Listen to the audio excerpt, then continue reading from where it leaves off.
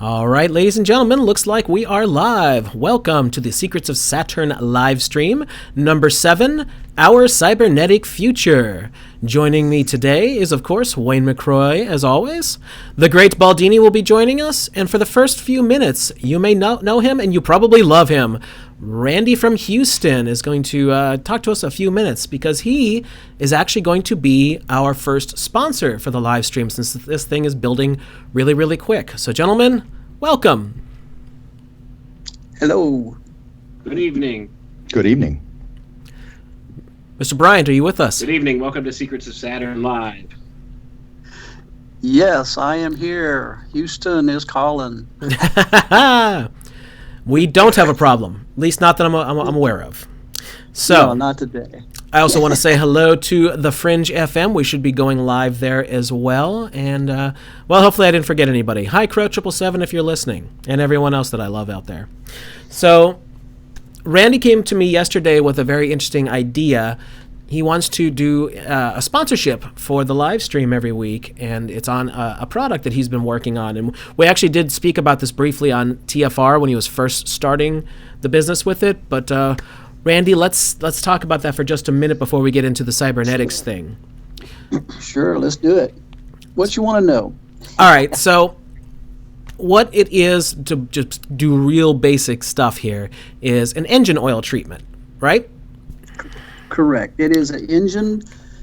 All right, so what it is, to just do real basic stuff here, is an engine oil treatment, right? Correct. Correct. Correct. It's actually an engine metal treatment. A lot of products do treat the oil, but this actually treats the metal inside the engine. So what it does, it molecularly bonds, if I can say that right, bonds to the metal parts of the engine. Correct. Correct.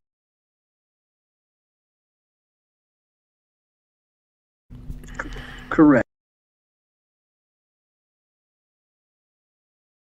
All inside of it, the oil acts as a carrier, and it carries it all through all the parts. It lubricates it, and well, I can give you some of the benefits that it does when it does get impregnated into the metal itself.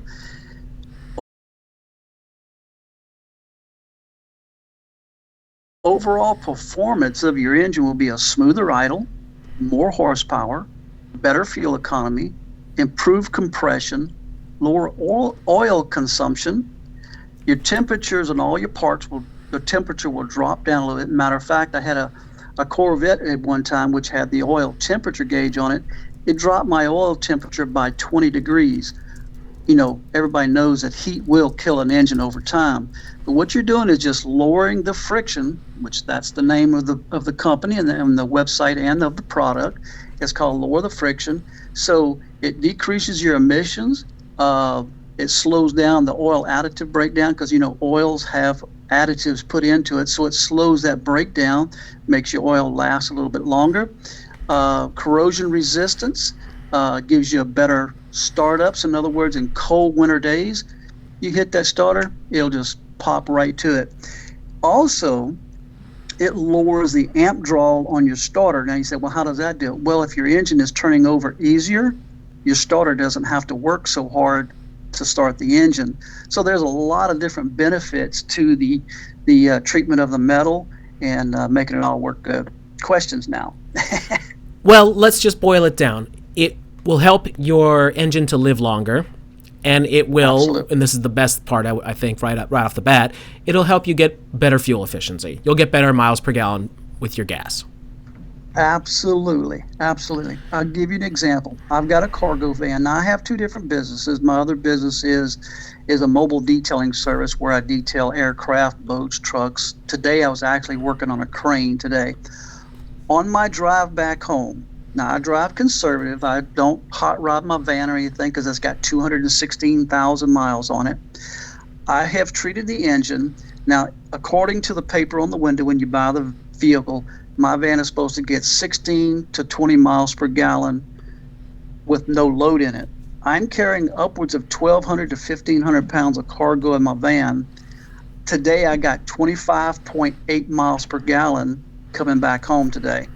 Now, that is a testament that all the parts are just moving so much easier. The rolling resistance of the engine is being eliminated, so you can get better gas mileage. And see, that's the biggest thing for me, because over the long haul, even if it's just 1 or 2 miles per gallon, you add that up over a year's time, you saved a considerable amount of money just in fuel cost. Especially me, where I'm driving my van, that's my company, that's my office. Where I drive, it's in that van. And so if I could save just over a year's time, you saved a considerable amount of money just in fuel cost. Especially me, where I'm driving my a few miles per gallon. In the long run, it saves me tons of money. That's awesome. And I'm actually going to test this myself, because I'm planning on coming to see you in the next couple of days, and we're going to do an oil change on my little blue Honda and put some in, and we'll let you know if this works well or not. By the way, everybody, let me know if there's a problem with the stream, because I keep getting weird little dropouts on my main YouTube screen here, and I don't know if that means it's not going up properly or not. But everything is showing me that the audio is good. So let me know what's going on in the chat room if anything is weird. But Randy, why don't you tell them the price, and then what promo we're going to do. Okay. Well, the price of the product is $59.95, and whenever you change your oil, you just pour it into your engine with your engine oil, and it circulates all through there, and over the next 3,000 miles, it'll treat it. You treat it about once a year or every 12 to 15,000 miles. If you're towing a vehicle, like if you have a big truck or something like that, you're towing a trailer or camper or something like that, you'll treat it about every 10,000 miles or so to give you that ultimate protection all the time. Also, we have a fuel treatment also. When you put it in your gas, it goes through and cleans all your fuel system, your injectors, and it lubricates the upper cylinders of the engine also. And you'll see a phenomenal difference in the way your vehicle performs with that in there also. If you get both of them at the same time, some people get one or the other. But if you want the maximum benefit, is do both of them at the same time, and you'll see a considerable difference. Our website is lowerthefriction.com. Lowerthefriction.com. That's very, very straight up, because that's what you're doing, is lowering the friction of the engine. So it's just lowerthefriction.com. Go check it out. Go read all about it. And kind of stepping over into what we're going to do, when you go to the website and you place your order, in the promo code for Secrets of Saturn, put SOS. In the promo code, you get a 5% discount, and that'll help you save a little bit of money there. So we want to help you guys out and help the show out also, and help our customers or people who wants to buy the product too. And that in a nutshell, that's kind of it. Got any other questions? Well, I'm glad you told me it was lower the friction. This is the Great Baldini, Randy. And because I tried to go to reduce the friction, and it was it was a completely different thing. yeah, it's lowerthefriction.com. I'm gonna give you a little bit of information on something. If we got just a minute or two here, I can say it. I've got an engine that I got from the manufacturer. The engine was 40 years old. This is one of their test bed engines. Now, this was a 2 horsepower Briggs & Stratton engine, side shaft on it. It had a little plexiglass window on it, so you could see all the parts moving. Now, we never recommend anybody running an engine without oil, but in their testing to see what the durability of the product would be, they ran this engine a total of 3.5 hours off and on with no oil in it. When I got it, it had been sitting for 40 years. I pulled the rope on it real slow, and it just got boop, boop, boop. It turned over. I said, well, it's not frozen up. I put fuel in it, pulled it one time, and started up. I ran it for 10 minutes without any oil in it. Now, it's a proven fact, if you run an engine without oil, most time within 3 minutes to 4 minutes, it's going to tear up. It's going to blow up sky high. I ran it for 10 minutes, turned it off, let it sit in my shop. A few days later, come back, I tore it all down. When you look at the connecting rod or the crankshaft where all the bearing surfaces and everything, it was just clean, shiny parts, except on the crankshaft. it had a little scar on it. It looked like maybe a contaminant got in the oil at one time or another and just put a little scratch in it. Other than that, all the parts were just smooth and clean. The piston looked like it was brand spanking new. So there you go. Over 3.5 hours, 40 years of sitting, and it's still cranked up and it ran with no oil in it. Now, we don't recommend that you run your car without oil, but 85% of your engine wear occurs when you first start the engine because all the oil is in the crankcase. When you change oil, it takes anywhere upwards of 10 seconds for the oil filter to fill, and then your oil pressure comes up, and then another probably 10, 15 seconds, or maybe even a little longer, depending on the car, to get circulated through all the parts really well. So you see your engine all the time is starting up and running without oil. But this comes in where the lower the friction comes in, it gives you that protection while your engine is starting up, and even full-time protection while you're driving too. So, Randy, what you're saying is it not only helps prevent thermal and viscosity breakdown of your oil lubricant, but it actually, the lubricant stays on the parts, so when you're starting your engine, it doesn't damage them. Is that what I'm hearing you say? Absolutely. Absolutely. It stays right with it. It doesn't wear off. Now, if over time, everything has a tendency to want to wear a little bit, so that's why we recommend about every 12 to 15,000 miles. I always kind of tell people just like once a year, because we usually drive about 10 to 12,000 miles a year in our cars and stuff, and just get it treated, get the maximum protection all the time. I've got documentation, just stacks of documentation where over the years it has been used many years ago. And I can give you a little back history if we got just a minute. Mario Andretti used it in the Indy cars many years ago.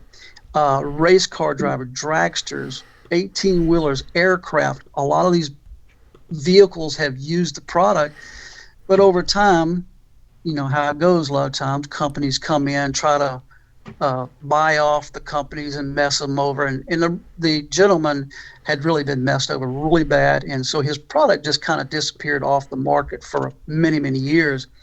And so I finally found the actual company. And when I called him and talked to him, they've been wanting to bring the product back out. When I told him I wanted to be a distributor of his product, private label, et cetera, he said, let's do it. And so here we are. The product has been around since 1975, but now it's coming back on the market under a new label and everything. And it's just phenomenal product. You got to try it. You got to have it in your car, especially with the prices of cars second to your house. That's the most expensive investment that you'll make beside your house. So why not protect it with the ultimate engine treatment, All right. Well, that's awesome. We're actually having weird video dropouts. The audio's good, but I am going to drop the stream and redo it real quick. So, Randy, thank you so much. I'll make sure to mention that again at the end of the show. And Let's see how this goes. I hope everybody will jump on for the offer. Thanks, Randy. All right, guys. Y'all have a great one. We'll see you. Thanks, Take care, brother. Bye. All right, gentlemen. You two hold tight for a second. I am going to end the stream, not on YouTube, but on our end, and redo it, because apparently there's weird dropouts going on. So hang tight a second. Rockets. We dance. Can you hear me at all? Oh, I can hear you guys fine. I'm redoing the settings here just to make sure and try and get this cranking back up again. So the refresh stream looks good for me. I'm waiting. Because honestly, I had very terrible sound quality the whole time. Like I couldn't hear what in the world was going on. Saying we're back. Yeah, I had no trouble with the sound at all. But no, the sound has been tight on my end. It's Jason and I are audio guys, so that's true. Well, hopefully this all works out then. I'm going to refresh this and see if this is happy. Oh, I see everybody again. Okay, I'm going to check with the chat room, but I think we're good to continue on.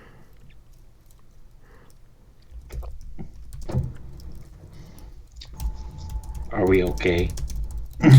I think so, but I'm going to confirm. Okay, everybody, I just put it in the chat room. Audio and video, everything is good. We're ready to continue? I don't know what happened, but you know how these things go. All right, I got a thumbs up, so I guess we're good. I'm sorry? What was that, Wayne? I can't hear you. You can't hear me. Oh, dear. I can't hear you. The audio keeps cutting out on me. It's very choppy. I'm going to drop you and reconnect you then, because Okay. Baldini and I are both crystal clear as far as I can tell. Yeah. Chat room, can you hear Wayne? Well, I guess it doesn't matter because he can't hear us anyway. Yeah, I can hear Wayne fine. Yeah, I hear him fine too, but I'm going to drop him and then just add him back in. I could hear you. Could you hear me now? Oh, you're back? You're good? Wayne? Okay. No, go ahead and drop me because it's still cutting out. All right, just hang up, Wayne, and I'll call you right back. So while they're doing that, I just want to thank everybody Gotcha. who's submitted their information for our little test, the research project that we're working on. We talked about it during the live stream on number 5 and also on Crow's TFR this Sunday. If you aren't familiar with that, you can go back and take a look at the Secrets of Saturn live stream number 5, and where we're kind of looking to quantify the awakening process and try to put together some ideas. And we've had some really terrific results so far. I appreciate everybody who's been willing to take a part, be a participant in that. Okay, let's try this again. Go ahead, Baldini. Go ahead and finish. Yeah, I was just going to say, again, if you want to participate in that, again, the email address unintended.consequences3@gmail.com, and we'll get you into the program. We've just wanted to again thank everybody who's decided to participate so far. We've had great response, and I think we're already just as I start to aggregate some of the data. It's very early, but I'm starting to see some interesting results. So we'll let you know as that goes on. But just wanted to tell everybody I appreciate their willingness to help support that. Wayne, are you hearing us okay? Wayne? I could hear. It's still a little bit choppy, but I can keep up now. All right, I'm starting to think that's on your end because Baldini and I and you coming to us is all great. Do you want to take a moment to reboot your computer and then just come back? And I'll let Baldini explain the rest of the test he wants to do. You know what? Kill your video, Wayne. Yeah, that's got to be on his end because everything else is super tight. Oh dear! You know, I'll try that. Wayne, kill your video if you can hear me. Kill it. As we say in Texas, if it ain't the windmill, it's the pigs. I think that's something Randy from Houston would understand. Well, I'll tell you what. Can you hear me? Yes, but we've always been able to hear you. You're just not hearing us. No, you're not getting us? You may not be getting us. All right. Well, it's the attack at the cybernetic occult here. They knew what we were going to talk about. Yeah, I guess so. They're jumping on us. Okay, so. Okay, there we go. Yeah. Anyway, we had a terrific amount of response from our first live stream, and then a whole bunch more people jumped on board following our conversation on Sunday in the TFR stream. So just to kind of give you an idea what's happening there, most of us have at one time or another, and I say us just sort of with the presupposition that most of the people who are joining us in the stream tonight have at some point or another realized that the narrative, the official mainstream narrative that we're told is inconsistent with what we view in the world around us. As Crow would say, it's poppycock, right? And for many of us, it's a similar event. It may be the locus of it, the starting point might be different, but there's seems to be some similar elements to it. Once you kind of initially you start to think maybe you're a little bit crazy, you start to look at things a little bit differently. There's often a grieving process, especially when it goes beyond just the first event. Again, for some people that might be way back the JFK assassination, that that the original Warren Commission report was, again, clearly a fabrication, or for some people, 9/11 was the big wake-up call. For other people, chemtrails, just a variety of different things that, again, when you realize the mainstream narrative is deception, it's a lie. And the more you begin to look into it, you realize that more and more things just don't make sense. And sooner or later, it becomes somewhat overwhelming when you start to put it all together in the Scaligean timeline of history. That doesn't make any sense, especially if you look back at archaeology and that sort of stuff. So many people have some similar experiences, especially feeling, going through what really could be best described as the grieving process. And then you start to feel somewhat isolated. You often want to tell other people about it. They don't want to hear about it. You find out pretty quickly that there's a great deal of pushback. Oftentimes they'll get really angry or upset with you, and they want to kill the messenger. And so, it's been said that it's far easier to fool a man than it is to convince him that he has been fooled. So what we're trying to do, so I think a lot of people, once you've been on this side of the equation and you've been down to the rabbit hole a bit, you begin to wonder what separates, what differentiates people from those who wake up, or the red pill, or whatever you want to call it, from those who don't. And so I've had a number of conversations with different people, listened to a variety of interviews with people on a bunch of different channels, and I started to get some ideas and about potentially a way to quantify some of this, and what are the characteristics that are in common. And so I have some background in data aggregation and pattern recognition.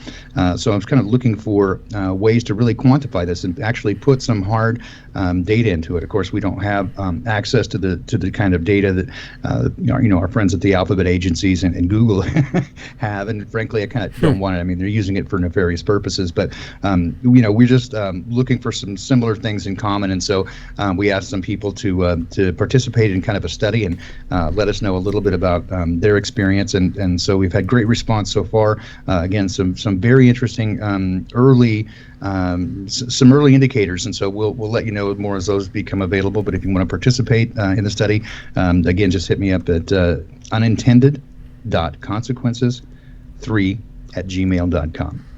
Cool. All right, Are you with us, Wayne? No, he's rebooting. He just texted me on Facebook, so he'll be back in a moment. I'm going to have him just go audio tonight. Apparently, it's his internet provider, because everything else looks like it's super strong. YouTube is telling me the connection is excellent, and nothing else has lagged out. So, don't know really what's going on. Maybe it was the Skypes. Should we begin with kind of the background and history of cybernetics? You want to let Wayne kick that off, or? Yeah, we can do that. I was going to ask you, do you have any preliminary observations on the data so far? Because what you're doing is very, very interesting. For instance, when I took the test, I always forget the name of them. What are they called? Oh, the Myers-Briggs. The Myers-Briggs test. Personality assessment. Yeah, and what did you make of the assessment that I got? And I'll pull it up so I can read the numbers. I am an ENTJ, which is extrovert 19%, intuitive 41%, thinking 9%, and judging 12%. Now, I don't know all that much what this stuff means. I've only briefly looked at this stuff. But apparently a lot of companies use this stuff to see how people will get along and all that kind of thing. Well, in fact, Rose knows a pretty good amount about it. She has some history with it. Really, it's what it is. It's the Myers-Briggs personality assessment is based largely on Jungian types. So it has some inherent limitations, and it's certainly not the end-all, be-all of digging deep into somebody's soul or anything like that. But what it does do, it can be a useful tool into helping understand.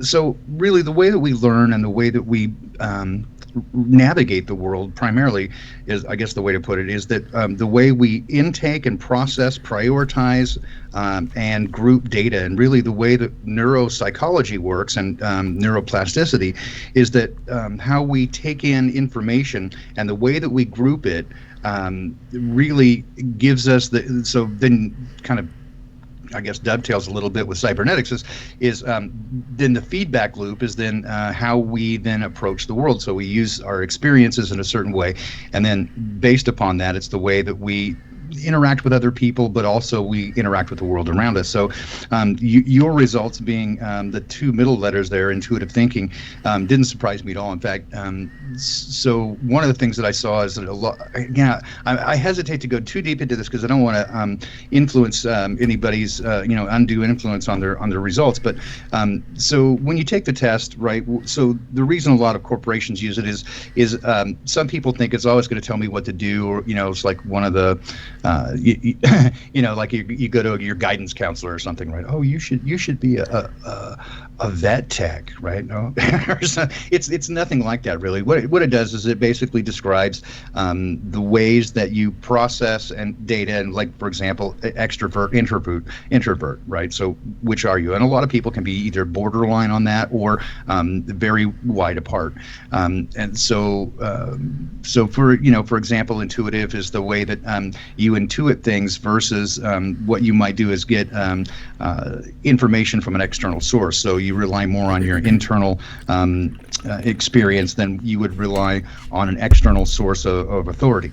So one of the things that I did see with some of the early data is that many of our respondents are certainly intuitive thinking, and INTJ is one of the more common ones. In fact, it made up a large chunk of our early results, which is again kind of an outlier because really they make up less than 3% of the overall population. So you can see that that makes a big difference, and there's good reason for that. However, as we begin to get more respondents, one of the things I found is that that changes a little bit when you start to look at the differences between gender, because women have a tendency to approach things somewhat differently in that they're bilateral, so that their left and right hemispheres of their brain are connected.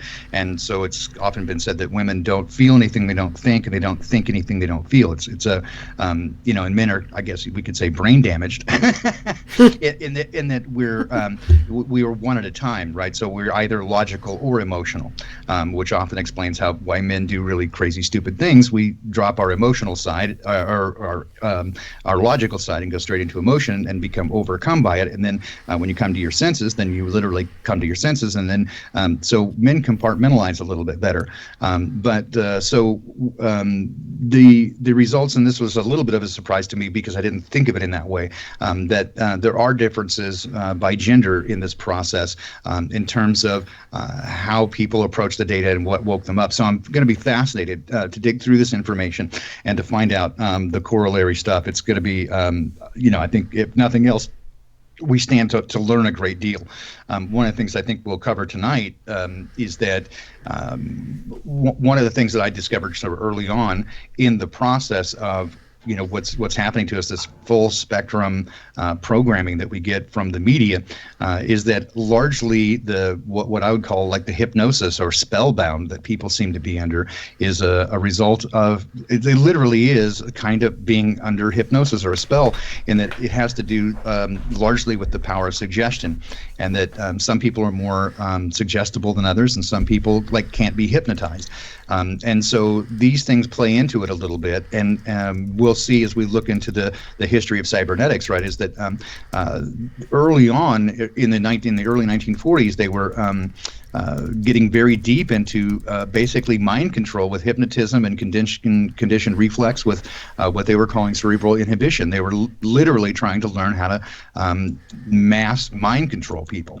And Edward Bernays was kind of the same thing. He called it propaganda, but it's all similarly related. So if we understand that as the machinations of it and what's happening, then ultimately sort of the idea is that if we can come up with a deprogramming script, right, a way to sort of gently but effectively get people to wake up to the fact that they have been deceived without setting off the triggers and landmines that have been placed there artificially. So ultimately, I think that's the hope, is that we can not only quantify it, but maybe come up with a way to at least broaden the possibilities that we can wake people up. So that's the hope. All right, cool beans. I think Wayne's back with us. How we looking, Wayne? Oh, dear. All right, could you hear me? Oh, there you are. Well, we can hear you. How about you hearing us? I could hear you guys now, too. Outstanding. Sorry about that. That's a hiccup with my internet service for some reason. for some reason, every once in a while it does stuff like this. Like my internet service will start cutting in and out intermittently, and it picked a bad time to do it tonight. Unfortunately, where I live out in the boondocks, we only have one option for an internet service provider, so and that option's not the best. So that's what I'm stuck with at this point. But I apologize for that, folks. Yeah, really. Picked a bad day to quit sniffing glue. If only I had my glue to snip. Right? Yeah. Surely you jest. I'll tell you what. I don't, and don't call me Shirley. Indeed. Right? All right, so let's move on to the topic at hand. Well, Wayne, why don't you start this one off? This is a topic you picked, so I'm usually the one saying, let's do this, let's do that, but you asked for cybernetics, and I said, absolutely. So go ahead and start us off. Okay, well, cybernetics is basically, for people who don't know, this is the study of systems control. So this is all about controlling systems, and the word cybernetics itself is actually derived from an ancient Greek word called kybernetes, which literally means steersman or pilot. So cybernetics was always the goal of which is control. So it was always meant as a science of control. And a lot of people don't realize that about cybernetics, because when they hear the term cybernetics, they think largely of robotics and artificial intelligence and stuff like that, which is a major part of it.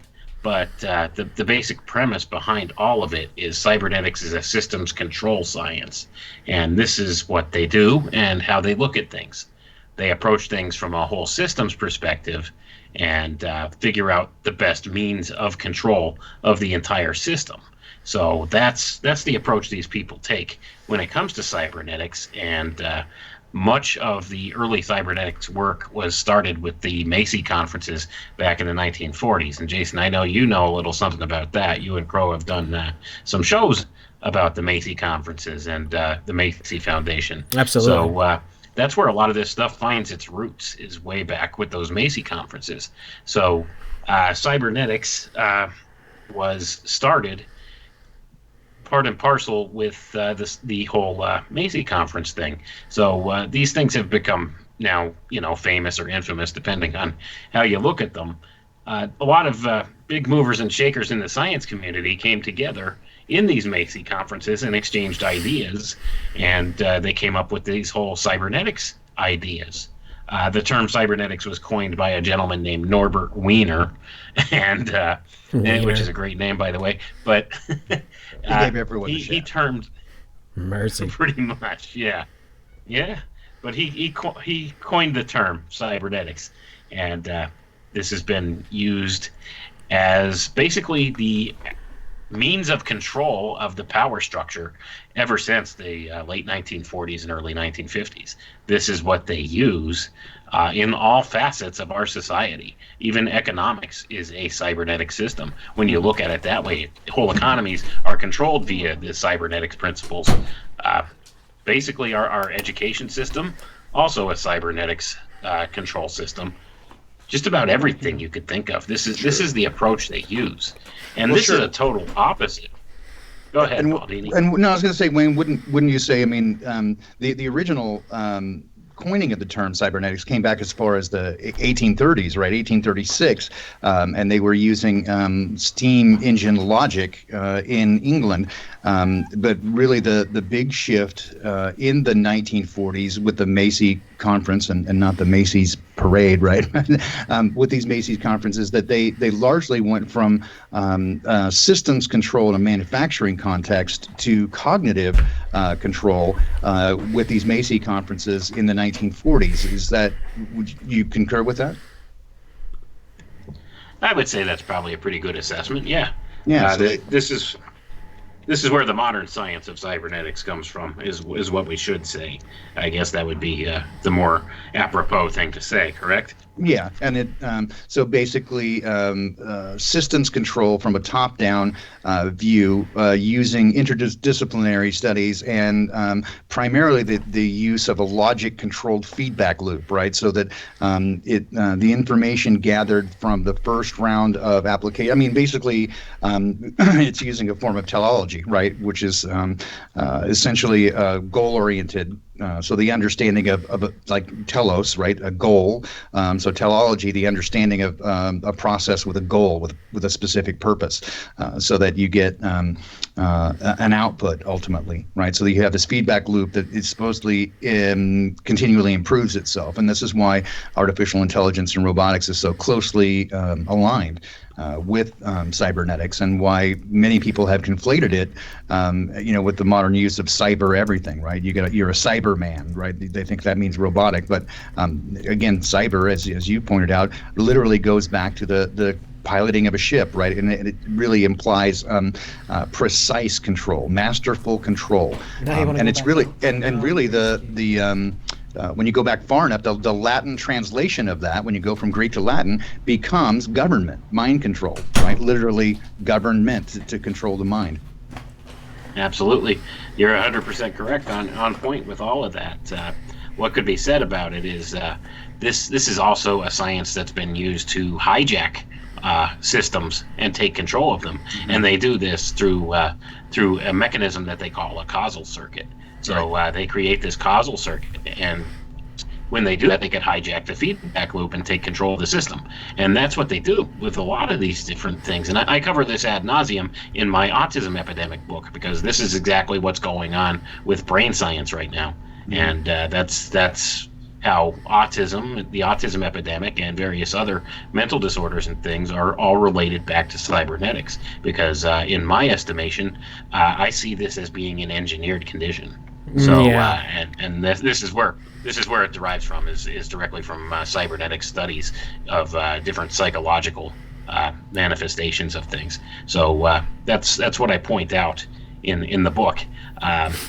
So this is something that's used to hijack different systems, and like I said, it's all just interweaved throughout our society in many different ways.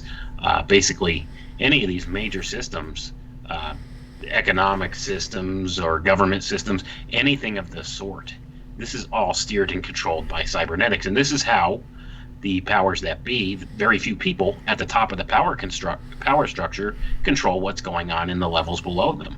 This is what it is. They use this whole causal circuit kind of idea to implement different things within different sections of the feedback loop and take control of the feedback loop. So this is the same thing, like different false flag events and stuff could be promulgated too. This is what this is. This is a causal circuit. They put it in place within the system, and they already have a computer model of what exactly results could happen from placing this causal circuit in place. So then they just watch the feedback loop resolve itself. Yep. And they could steer it from there by knowing what results they're going to get from the feedback loop. And from there, they could tighten their grip of control and, tinker with the results that they get.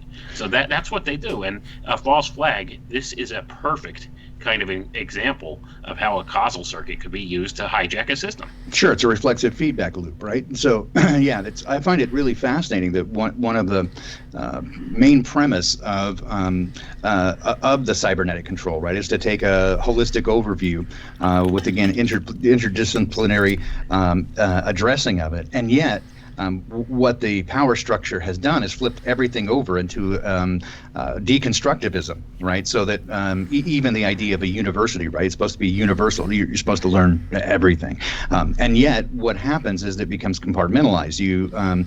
We become more and more fractured and more specialized to where somebody in a particular scientific discipline, for example, knows only their little fractured piece of it, and they're completely cut off from understanding. And I find this is fascinating, because this is how really bright people can be very sharp in a particular topic, but not understand basic things, right? For example, the nonsense that is some of the current cosmology that's taught, right? That it flies in the face of basic physics. I mean, really some basic level physics, right? So, but when you break things down and get into deconstructivism, then you silo people, and this sort of compartmentalization is how people function and become a part of something that they have no idea what the truth is, right? They can even be involved in these events without understanding what the whole landscape looks like. I just find this fascinating that they flipped everything over on its head. They use holistic control and then flip it over to make everybody compartmentalized. It's wicked. Before we go any further, It's insidious. I think we should take a look back at the Macy studies. When I reviewed them again, I was reminded that it wasn't, what they were calling cybernetics wasn't quite what people picture nowadays, which is probably something along the lines of mechanized prosthetics, which isn't really what cybernetics is at all, though it's kind of what it's transformed into. Is my mic too loud? Is that what folks are saying in the chat room?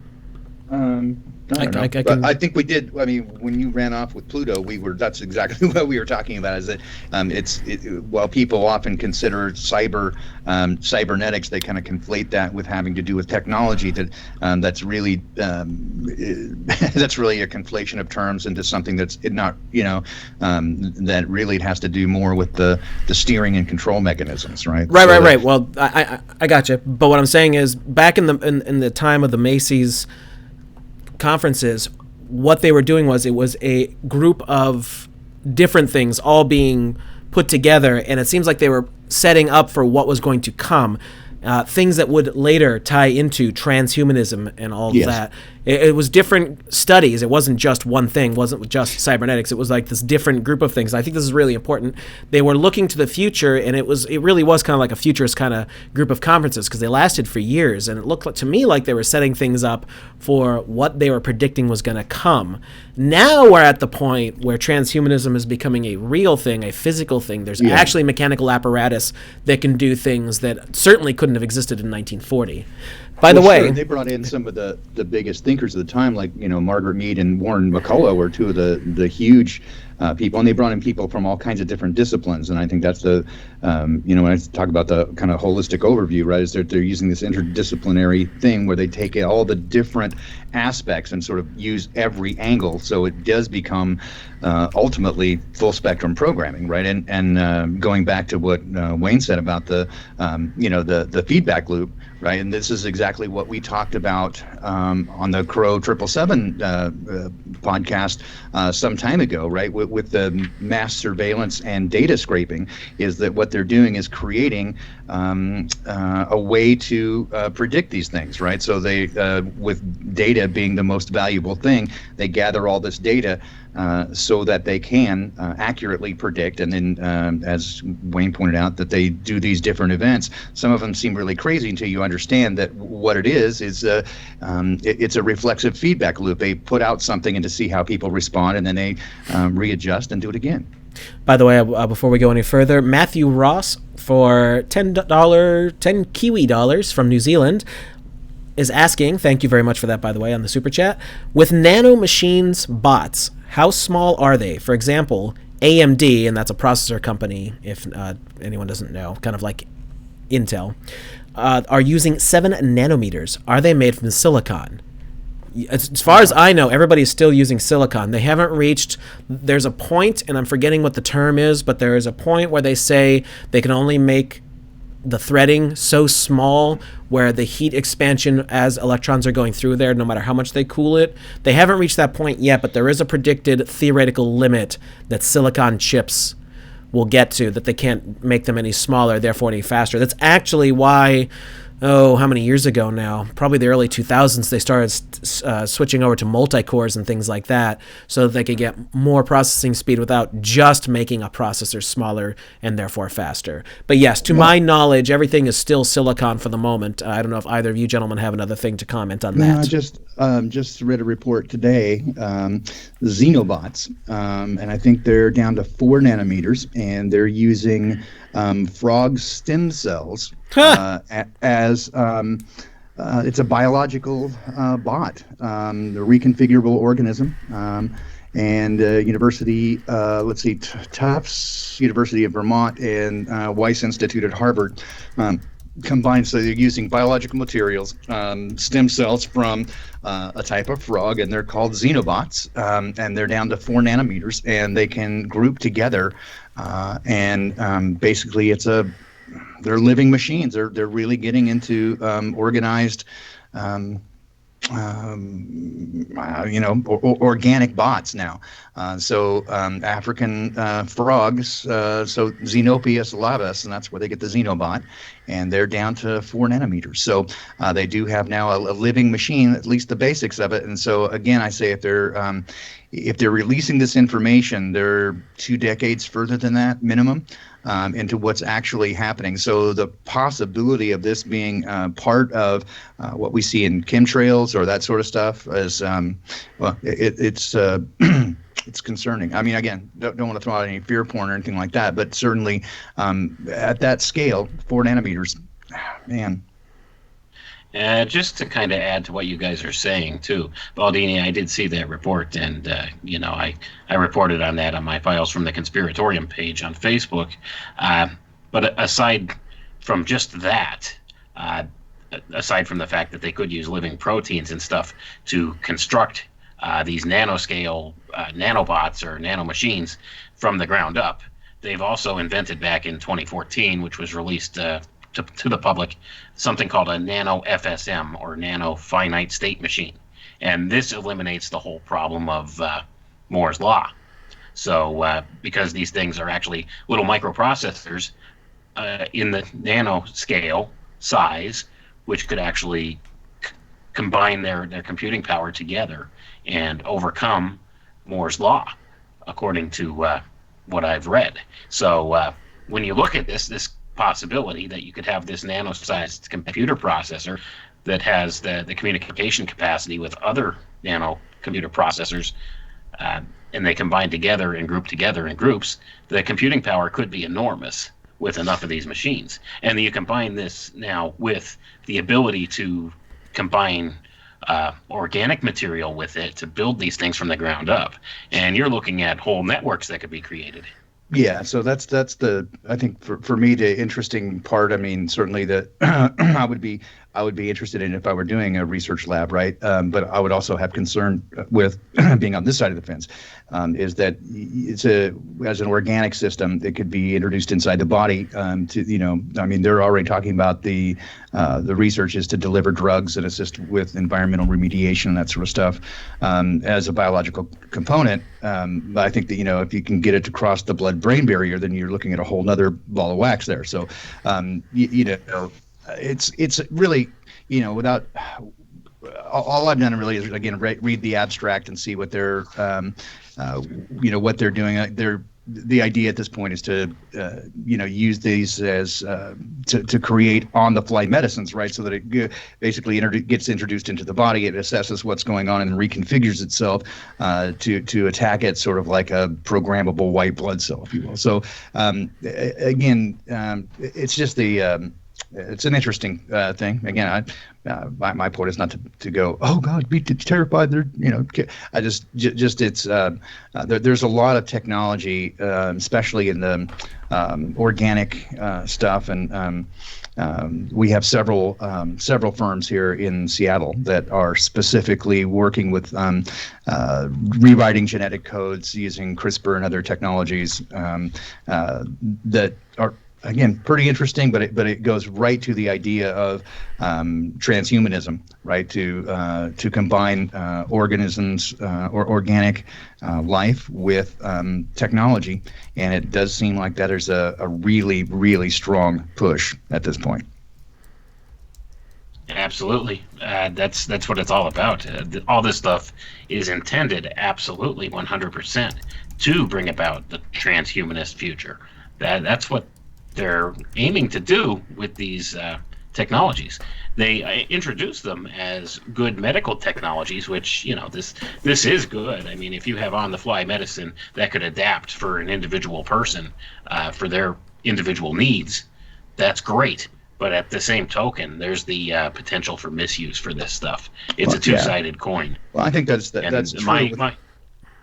Yeah, go ahead. my major concern is that the people in charge of deciding what the technologies are going to be used for. That's my major concern. Sure, and that's like I say, that's always my kind of my pushback or whatever, is that most of the things that they present to us are presented as something that's desirable, whether that's mobile devices or whether it's cryptocurrency and cashless society. There's a lot of positive pitch to that, right? That for example, with cryptocurrency, it can't be ripped off, you can't be stolen. You get biometric identification, and nobody can use identity theft, that sort of thing. But the problem always becomes who's administrating it, right, and what they're actually using it for. So in the same the same idea is that you have these supercomputer you carry around in your pocket. That's super great. You have all the compendium of human knowledge right there at your fingertips, and then you watch cat videos. No, but really what it does is it becomes you've paid a couple of $100, if not up to $1,000, to give information, all the spy information anybody can ask for. You've got a camera, a microphone. You've got up to 3 or 4 high-resolution cameras. Everything you do and think and say is now accessible to somebody else, right? So while presented as something that's desirable and that we would want, again, there's always the probability and the possibility for misuse. Right, and it's a big possibility, especially when you look at the history of the misuse of technologies against an unsuspecting public. So, if you could let logic and common sense be your guide in knowing this, wherever you have centralized power, you have corruption and you have abuse of power, and Sure. the more power, the more corruption. It's been said, yeah. The Power old saying corrupts. goes, Yep, power corrupts, and absolute power corrupts absolutely. In stereo, yeah, exactly. And I think that those adages hold true for a reason, because humans are fallible, and that even money is a secondary aspect, because what it really brings is power, and people crave power more than just about anything. And so, as you said, the historical evidence shows that those in power, there's not just a propensity for, or not just a possibility of, but categorical monopolistic use of, and what seems to be over the last 200 years, from what I can tell, is the creation of, right, not just taking technologies and repurposing it, but specifically developing technologies for the specific purpose to do, in the topic of cybernetics, really to hack the human mind, and to hack society, and to really control society overall, like every aspect of it, and then again using these reflexive feedback groups to continue to hone the process until you have what they hope to be, complete control. So why don't we look back on how they really pulled all this stuff together? I really love these Macy's conferences. And Wayne, where do you think we went from the 1940s to the 1950s to the 1960s? Obviously, by the 1960s, they started having computers that weren't warehouse size, they were just room sized. And I think that is where a lot of things really could be computed in a way that, how can we say, they could start figuring things out better. People didn't have to do things with slide rules as much. But where do you think they started coalescing all this stuff down? Because I strongly suspect since the late 1800s that this transhumanist agenda was always there, even if they didn't think of it quite in that exact term. This whole concept of elitism and where they wanted to go with it, it was always a plan. Absolutely, and the whole transhumanist plan derives directly from eugenics. In fact, a pro-transhumanist YouTube channel that I went to described transhumanism as, I quote, eugenics without coercion, end quote. Well, so it's one of those things where it's admitted by the transhumanist proponents themselves. This is tied directly to eugenics. This is where this comes from. So, you could trace those eugenic ideas back to the 1800s, but bring them forward about 100 years. A lot of cybernetic principles really came into full term in the 1980s. This is when artificial intelligence started to take off more so, because the computing power just really wasn't there up until that point. And then when it did hit that point, it was just a matter of hitting a couple key goals with the artificial intelligence, and they had achieved many of those goals by the 1980s. And beyond that, the computing power just increased exponentially from that point on. So now we're looking at, they're trying to create what they call a general artificial intelligence. And this is where they're still running into problems, because the neural networks and stuff that they've created really haven't changed much since the 1940s. And this is admitted all throughout artificial intelligence studies. So what they're trying to do is they're trying to find new models to model these artificial intelligence machines from. And Wayne, we should probably mention it's because of the binary limitation, right? Yeah, that was one of the reasons, is because of the binary limitation. The other one was the computing power that they had, the processing power at the time. But like I said, it really came into its own in the 1980s. And since then, it's really grown exponentially. But if we look at, go ahead. Specifically to your question, Jason, on the process of what happened in those early Macy's conferences, right? So if you take a look at some of the sampling of the things that they admitted to talking about, because there were numerous invitation-only conferences as little subgroups that took place there that they weren't openly discussing. But if you look at some of these topics and just see the direction that it goes, I think the rational mind can kind of get an idea of where they're headed. So if you go back to 1946, they're looking at, again, self-regulating intellogical mechanisms, and again, that's mechanisms with a specific end goal in mind. Simulated neural networks, anthropology, and how computers might learn how to learn.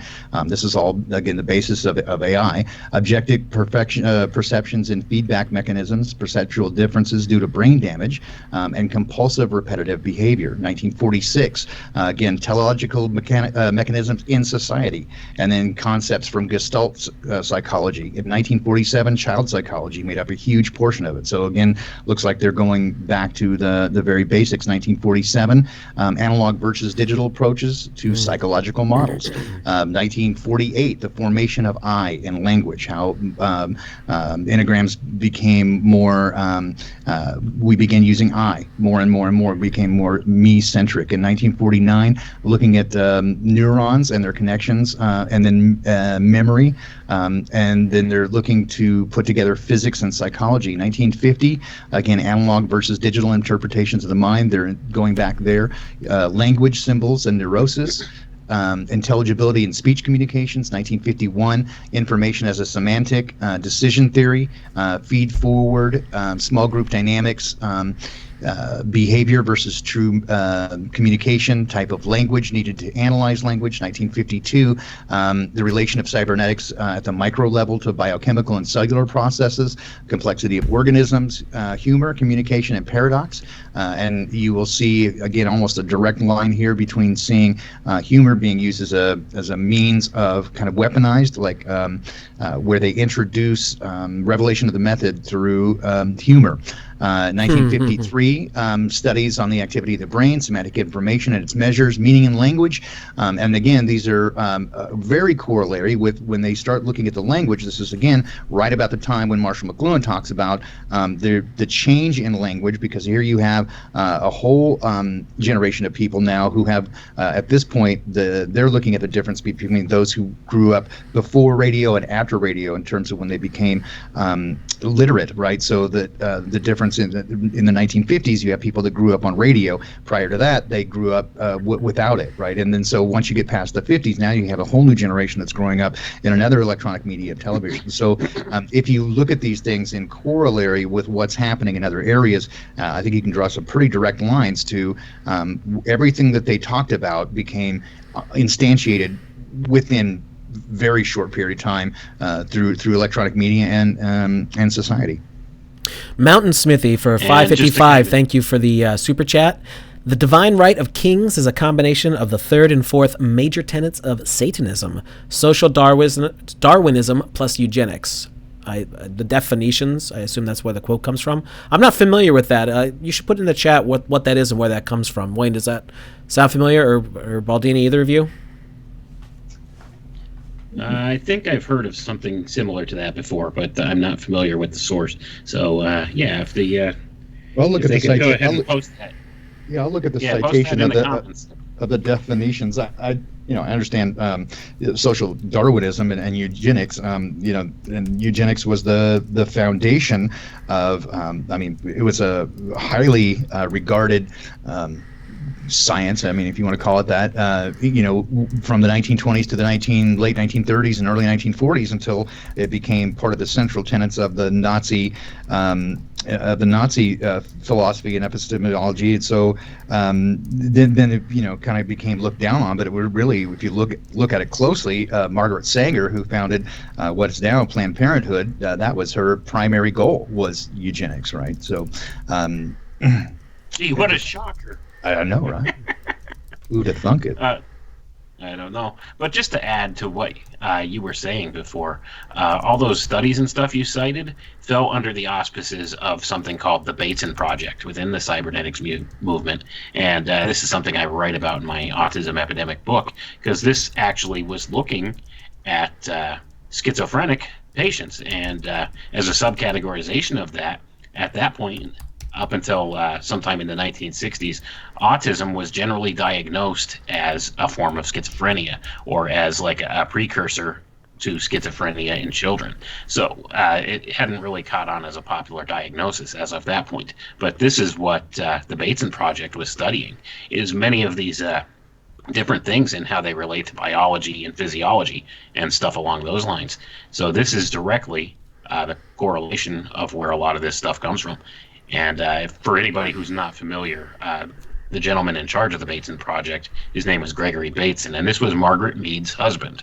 So a lot of these people, they kind of exchanged a whole lot of information. And yeah, they were in Baldini the same circles. Yeah, many of their studies and stuff were by invitation only, and many of their conferences and stuff they had.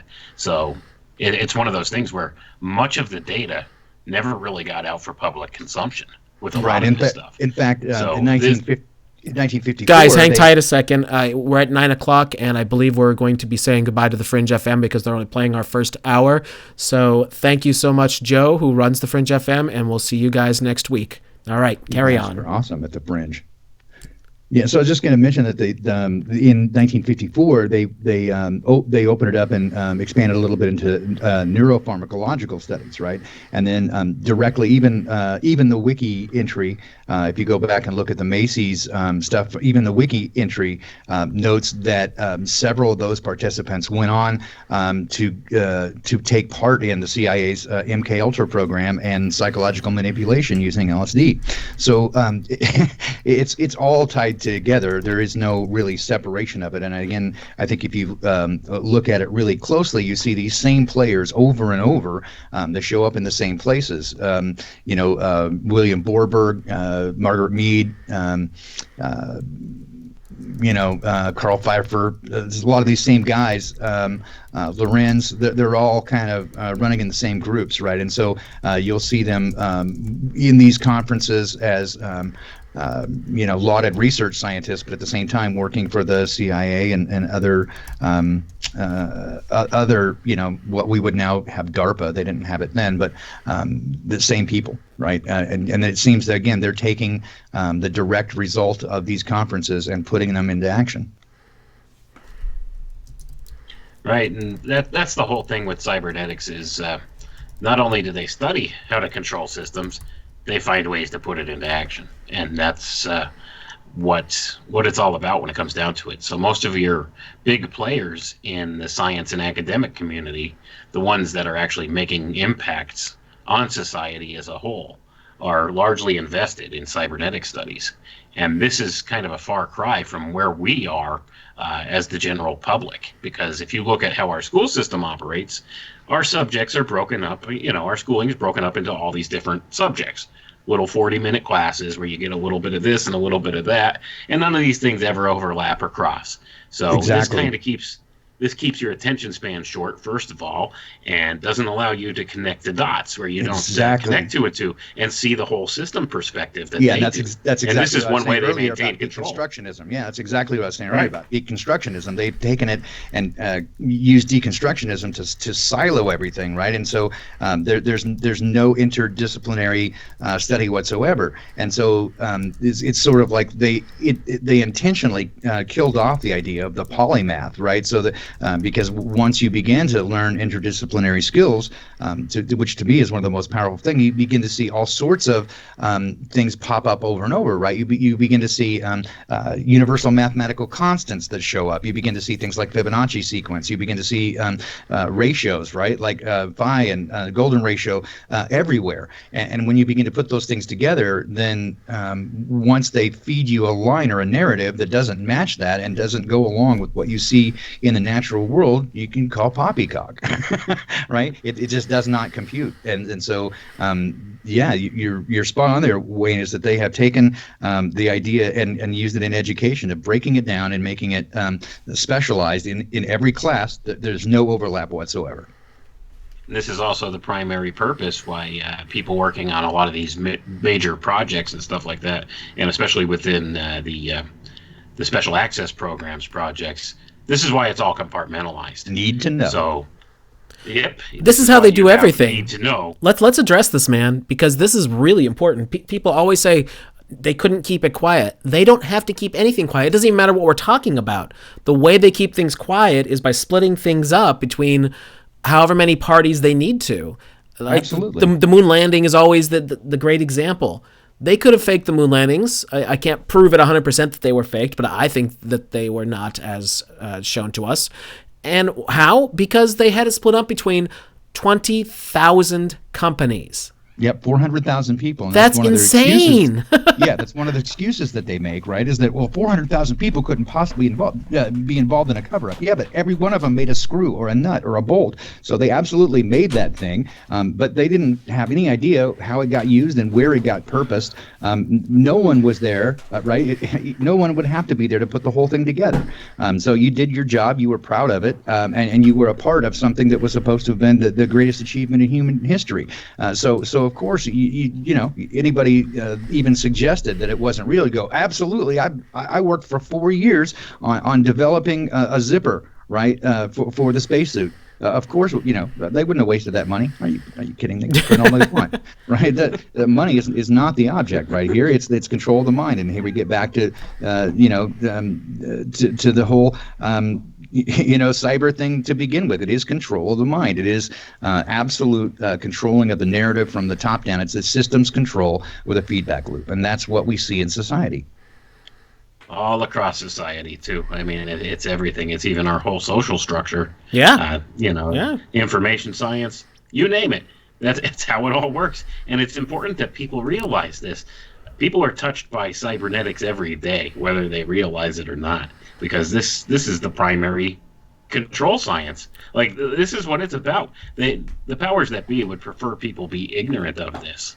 So, if you have an interdisciplinary view of things and could look at things from different perspectives and different specialties per se, then you could view the world completely differently than, like, say, if you're just an expert in one thing. Okay, this is how something like the space program does work.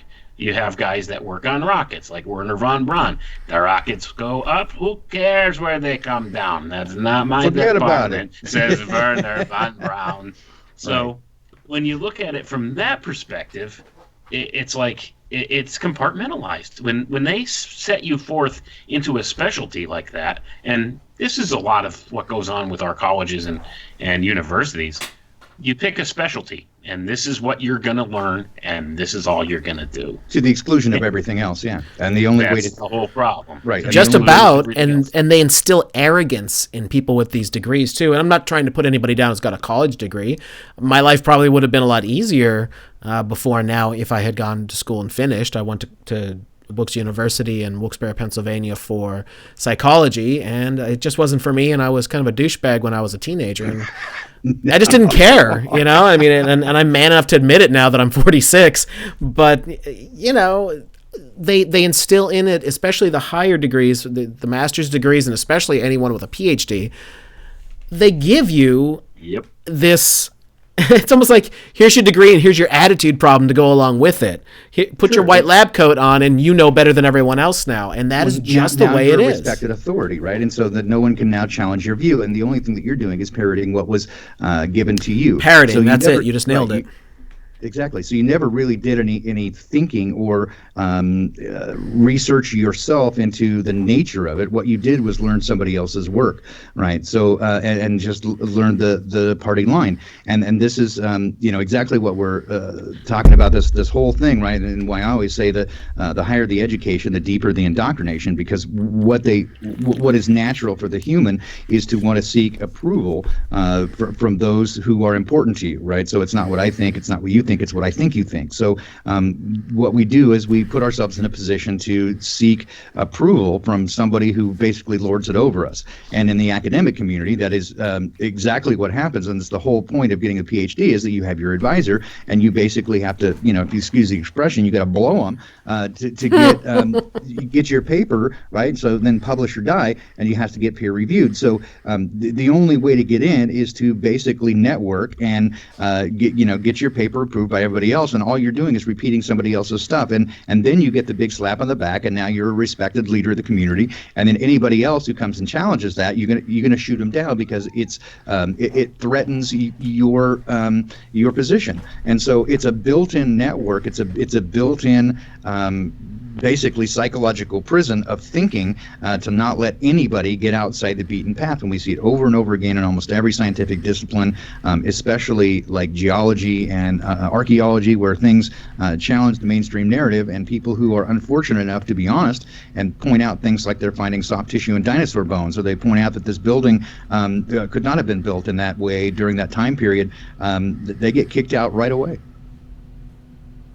Right, and just to add a fine point to what you're saying about all this is the university and systems of academia, they actually have called tenure that they lord over these other educated people with. So this is the thing. They could pull the rug right out for you. You take away your 10 if you don't toe the party line.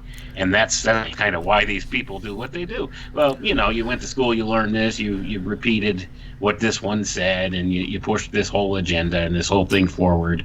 And now this is what we want you to say, and this is the research we want you to do. So, if you don't do this, then you're not going to continue to enjoy the benefits of your tenure. Sure, and it's part and parcel of the hiring and promotion practice as well, right? So you're only going to hire those people who are willing to toe the party line, and you're only going to promote those who are willing to do that. And if you get hired, it doesn't take you very long before you see the way the cards are dealt, right? If you got to be able to be, to agree with it to get a promotion, and of course you want to do that to further your career path. And so this same thing is true in not just academia, but for example, journalism and media, right? They hire based on not just skill and aptitude, but attitude, right? What's your political ideology? And if you have the wrong political ideology, you're not going to get a job. And therefore, they, according to the journalists, they don't think they have a slant. They're just, to them, they're telling their truth. They're speaking their truth, and telling you what they think is important, because it bears the slant that their masters want. This is how they've got all the craziness. Scientific circles. Sorry, go ahead, Jason. Yeah, we have a lag here. That's how they got all the craziness going on in the colleges, and even in Hollywood, all the crazy leftist SJW agenda, all this insane nonsense. They get the people they want in charge in any of these whatever organization, and then they will only allow their type, whatever that happens to be. Absolutely. And the problem is with universities, this is now spreading down to the next generation. And then the next generation after that, and now you're at the point now where I'm very good friends with somebody who is a doctoral professor at a major university, and I have heard some very interesting things about how things really go on. And just to be amusing, he has a sign on his office door that says, "Belief is the enemy of knowing." That's awesome. Sorry, Wayne. Go ahead. Carry on. No, that's Well, anyway, that's, what I was going to say is that these are the people that do the all-important peer review in academia and science too, the ones that are going to toe the party line.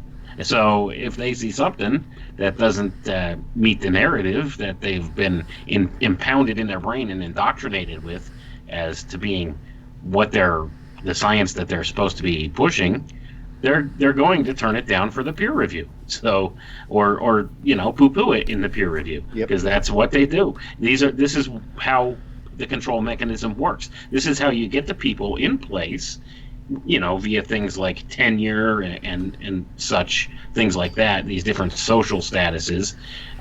You put these people in these positions of power, and they know they don't have to really be told at that point. They know intrinsically what's expected of them, so they'll perform that way because they don't want to lose their position. So and they will go ahead.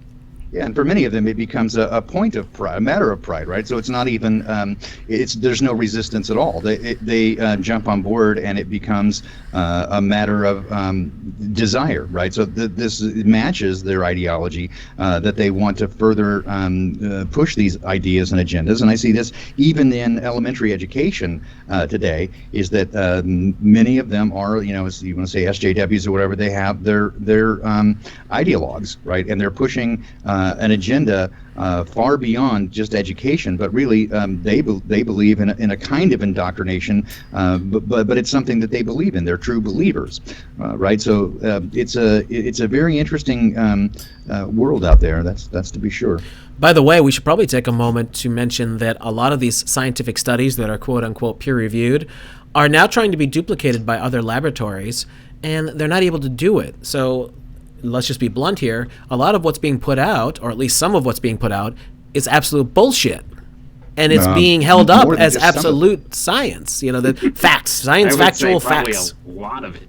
I gotta find if I could bring it up here, but drawing from memory, there was a 20-year longitudinal study between the 1990s and early 2010s that a group of researchers were doing a longitudinal study about peer-reviewed scientific papers published in journals, and they found initially they found more than 50%, and then once they got done, it was upwards of more than 90% of published papers were absolute poppycock. And then I think it made the news recently as a kind of an offshoot of that data set. They basically just created bullshit, poppycock, complete nonsense papers and got them peer-reviewed and published because they had buzzwords in it that people wanted to hear. And this goes back to what I say all the time about what education and academia, higher education and academia does, which is to begin to use certain buzzwords and jargon that has the specific purpose of pushing people out to make them think like they're too dumb to understand it, when really they're just using multisyllabic all these 50-cent words, right, to express things that would actually be better expressed in a more direct way, and really all it does is make it a confusing thing until ultimately it's bullshit. Right. So anyway, they did research. It was more than 90% of these papers, these abstracts that were published, was nonsense, junk science, couldn't be duplicated. It was bullshit. And they're just getting papers published because that's what they have to do, publish or die. It is appalling that this is what science, quote unquote, has become. It's pseudoscience from the top down. And this is a perfect example of how having the right people in the right places can get you the results you want from the top down. Yeah, absolutely. Right. And another thing to keep in mind with this is exactly the same way vaccine studies are done. And this is something that really frosts me. And I've looked at literally dozens upon dozens of vaccine studies, and I could show you where the data is manipulated to show the results that they want, and where they're just outright lying and deleting data and things like that. It drives me nuts, because anybody who looks at these vaccine studies or whatever, I'll tell you what they're going to do. First thing, if you mention to a doctor about vaccines or whatever, the first thing they're going to do is they're going to pull up a cherry-picked vaccine study that they look for that says vaccines are safe and effective. Okay, so they'll pull up this vaccine study and they'll do two things. They'll read the abstract, and then they'll go down to the conclusion section and read where, the data shows that this is totally safe and there was no marked difference between the control group and the study group and this and that and the other thing, and it's 100% safe. Go ahead and push this thing. So that's basically what they'll do. They'll read the abstract, which says this is what we looked for. And they'll go down to the conclusion and read the conclusion, which almost 99.9% of the time will say that this vaccine is safe and worked effectively and didn't have any major problems or anything compared to it, and any kinds of reactions or anything to it couldn't really be correlated directly to the vaccine because there wasn't enough data points to show that that's the case and this and that. But if you actually go through and read the whole study of how these things are done, it gets pretty shocking once you get to know how to read through the jargon and the buzzwords, like you say, Baldini. Yeah, so, I think you can. That's the thing that's very telling. I think you can pretty much prove that just about 100% of research studies, especially in pharmacological studies, they come out with the results that whoever pays for the study wants. You're not going to give them negative results when they're paying for the study, and so they're really, you can just say follow the money trail. You just follow the money, and you're going to see who wants what. I mean, we have clear evidence, of course, that the big tobacco showed no correlation between smoking and any sort of lung disease, for COPD, decades, emphysema, for decades, right? And even number one brand supported by doctors. Lucky Strikes. There were actual studies cited by the tobacco companies that smoking was actually good for you. I kid you good not. For your throat. They had shown so smooth. that you conferred a certain specific resistance to what was it? It was some kind of lung disease or something. If you smoked, you were less likely to contract this certain lung disease. Sure, yeah, in the late 1800s. And that just goes to show this is how this works. Yeah, in the late 1800s, one of the treatments for tuberculosis was tobacco, smoking tobacco. Start smoking a pipe or a cigar. This before they had cigarettes, which came along in World War I. But smoking a pipe or tobacco was considered a treatment for tuberculosis. So good. It's funny, isn't it? It's But yeah, it's universally accepted at this point, though, that smoking is bad for you and causes cancer and this and that. But in the same token, all right, you're inhaling this into your lungs, but some of these same carcinogens that are in cigarettes are also in vaccines, and you're directly injecting these into yourself, but this is 100% safe, right? Right. I mean, because how we does said that so. work? Because your doctor said so, right? In fact, he prescribed I have the it. white lab coat, and I say so. Sure, he prescribed it. In fact, there's kind of a funny story is that you can still find these from time to time medical kits where they would literally give you a tobacco smoke enema, and that's where the expression "you're blowing smoke up my ass" comes from, because it was for 3 or 4 decades that was considered a medical solution to a number of different ailments. Is to give you a tobacco smoke enema. So literally blowing smoke up your ass. Yeah, you can Google it. It was a thing. I'm not making it up. I believe you. Yes. So, are you saying blowing smoke up someone's ass is something that's helpful? Well, they did for a long time. I mean, if you look at some of the 19th century medical practices, it was hilarious, right? You get the women would get the vapors, right, and female hysteria, and then they'd have to go to their doctor to get release that female hysteria, which was genital masturbation, basically. And then some doctors got tired of doing that, and presumably some of the hygiene wasn't the best, and so that's where they invented an electrical stimulant, and that was the birth of the vibrator. So women, you have the medical institution to thank for those lonely nights. That's the source of the personal massage. Yeah. So, Wayne, you wanted to do the cybernetics topic. What else did you want to discuss as far as Well, this is stuff that you brought up in your books, of course, but I'm assuming that you've come across new information since you're always doing that. And what is it that you wanted to get across to folks since we've only got 40 minutes left? I think the important things to cover here are just how much cybernetics is used within all these major control systems from the top down within our world. That's the important thing to realize. I just like to point out to people cybernetics is more than just robotics or computers or AI, those kind of things. It's everywhere. It's used all the time in all different facets of society. And computers and artificial intelligence are a big growing trend along with that. That's why it's important to point these things out, because we do live in the age of big data. And your data is being harvested all over the place and used to feed into this cybernetic control system. And this is ultimately what the plan is. They want to build a massive artificially intelligence controlled control grid, to put it in no uncertain terms. This is what it's about. They want control of every aspect of society from cradle to grave. Mm-hmm.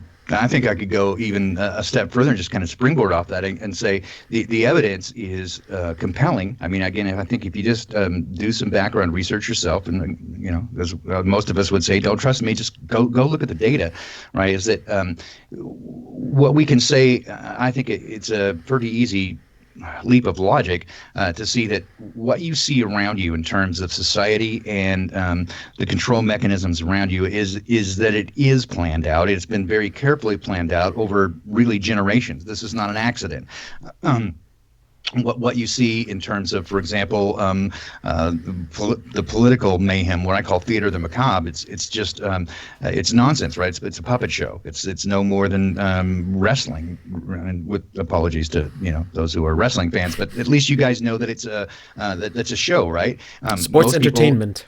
Is sports entertainment, and most people consider politics as a real thing, and they're really ready to go to fisticuffs over ideological things, which are really nonsense. And if you really look closely, the machinations haven't changed for over several lifetimes. The same things happen, and yet they continue to blame each other. And I've often said, it seems like the primary platform of both political parties is to prove the other unfit to hold office. And in that respect, they're both spectacularly accurate. But when you look around you, it's the entire society has been very carefully controlled. And as Wayne says, from cradle to the grave, from now before you can even speak, they're showing you Teletubbies TV shows, and they're putting a device in your hand, right, to show you, baby Einstein and that sort of stuff. And they're literally trying to hijack the mind and program children from the very beginning, and in every aspect of society, from music to entertainment to the news, at every level, from education, just again at every level. This is very carefully controlled. And if again you go back and take a look yourself at these Macy conferences and what they were looking at, and then take a look at the timelines of what happened thereafter, and you can see a direct correlation and timeline between the things that they were studying. How do we control? Because again, if you look at cybernetics as a means of very carefully controlling a process with a feedback loop, and then seeing what happens. So then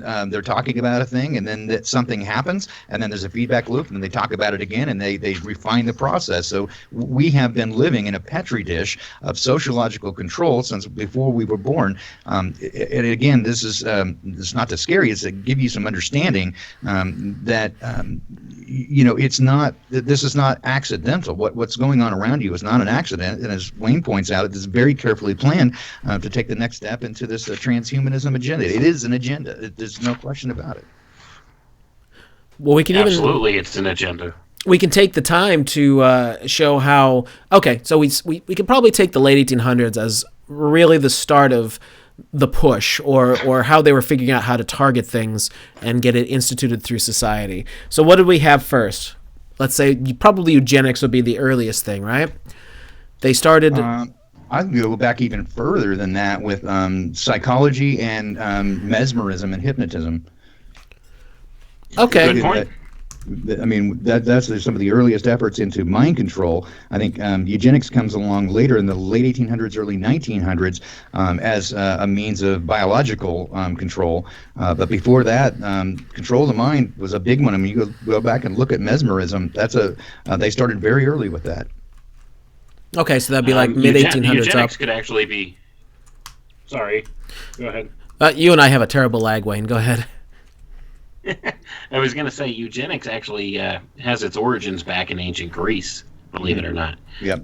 So there were a lot of Platonic ideas put forward, echoing the whole eugenics idea. It wasn't called that, of course, back then, but this is where eugenics drew much of its roots from. So, I mean, you're talking a lot of these things, this whole idea of controlling society has gone back for as long as we could record. As long as there's written history, sure, yeah. Right.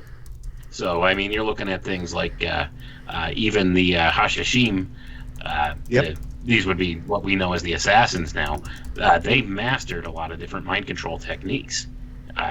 This is something that's kind of well documented, but you're going back to what, the 11th century with that, I'm thinking. So I mean, you could trace this stuff as far back as we do have historical accounts of it. Absolutely. And then you can look at every aspect of it, and you can go to the Jesuits, for example, starting about 1540, which took over the educational process and much of science, and they had a very specific, very scripted way of total control over those aspects in Western Europe. So yes, it's as far as I can tell, it's all of written history. Everybody. At least in micro societies, right, in each kingdom, if you want to call that, they had their own means and methods of control, and they use different forms, whether that's the boot on the head or the book to the head. Boot to the head. But to put it in more modern terms, I remember that.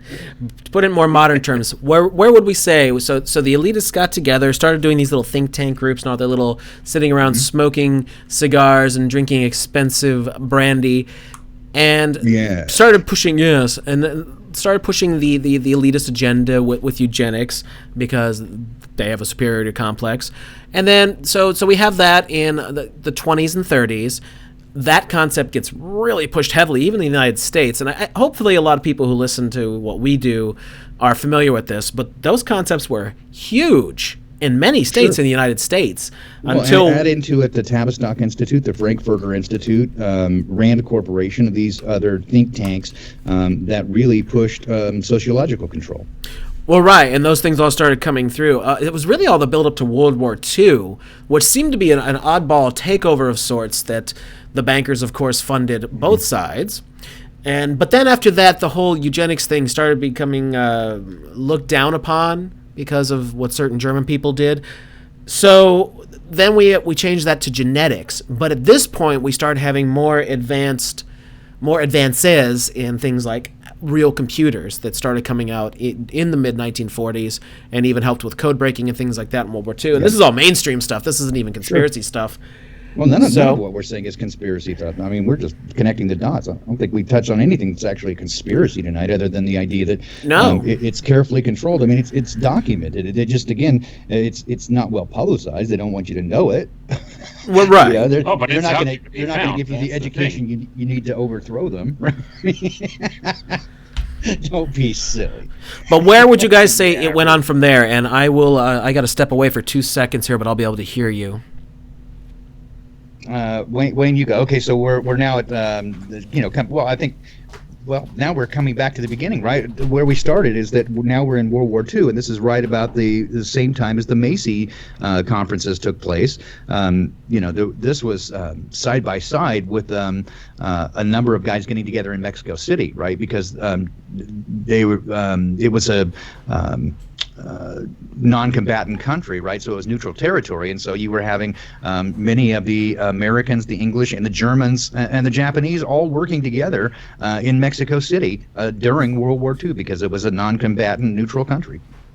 Right, and I think that was 1942. Yep, when that was going on. Yep, if I remember correctly. That's correct. But yeah, that's absolutely on point.